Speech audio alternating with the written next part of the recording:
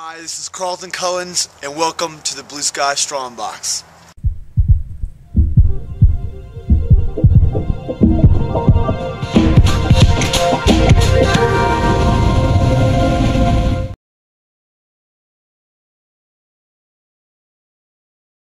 Hey, this is Carlton, and this week I apologize, I'm a little sick and under the weather, but I figured I'd take this opportunity to talk a little bit about that. I do have a lot of people that ask me from time to time, a lot of people that come to me that are sick with even small stuff like allergies, stomach aches, or small headaches, and then people come to me that have been sick with viruses or flu or whatever, and ask me whether or not they should work out, Typically my answer is I would say no. I mean, if you are sick, you need to hold on to those calories and conserve those calories that you have from the food that you've eaten to use to help heal you.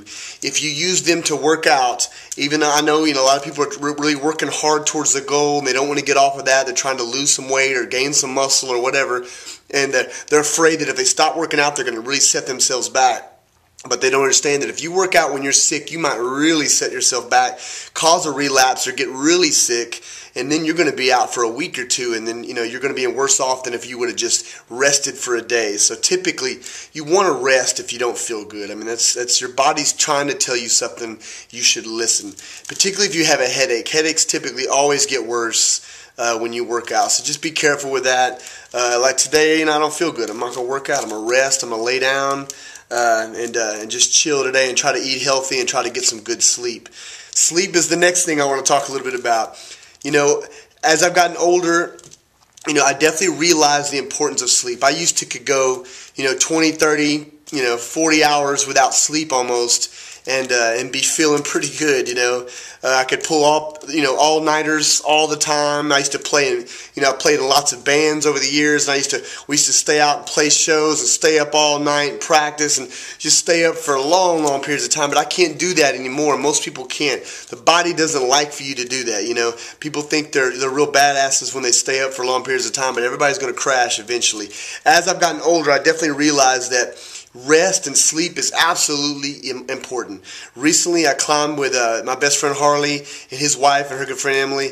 I climbed a mountain in Colorado, a 14,000-foot mountain, and we all did it on no sleep. We were awake for over 24 hours, and it was awesome to say that we did that. But me personally, I hadn't had much sleep going into the trip. For like 8 days, I hadn't had hardly any sleep, maybe 3 or 4 hours a night. And then once we got to that, we went whitewater rafting, got out of that, I did some things, went to the mountain, climbed it, 14,000 feet. And then when we came down, my body, I had plenty of food in me, plenty of water in me, but I didn't have any rest. And when we came down, my body just completely collapsed. I couldn't talk anymore. I couldn't walk. I almost literally was falling over on the ground. So we had to take a nap because I couldn't go any further. My body was telling me, stop, and rest. So we rested. I slept for probably 15 minutes, and I woke up and I feel twice better.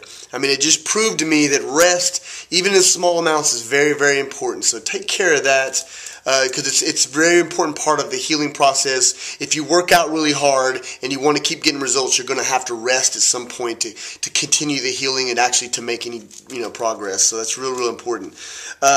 This week, what I want you to do too is, if you don't do so or you haven't done so yet, if you don't schedule out your workouts ahead of time, you're probably going to miss them. I want everybody to figure out this week what days and what times they're going to work out exactly.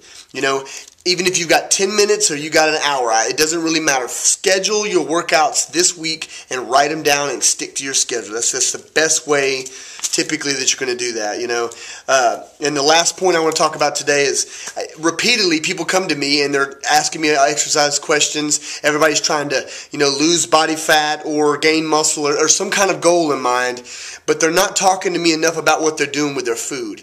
No matter how much you work out, if your food is not on point, you're not going to make any progress. If you do, it's going to be very small, but you're probably not going to make any progress. So you've got to get your food straight first. Working out doesn't mean anything if you're not eating right, whether you're trying to gain muscle or lose body fat. That's the straight up facts. So stick to get your food straight, get on point with that, and then worry about your workouts and all that. So anyway, that's my tips for this week. I hope everybody out there is doing good, and I'll see y'all next week. Bye.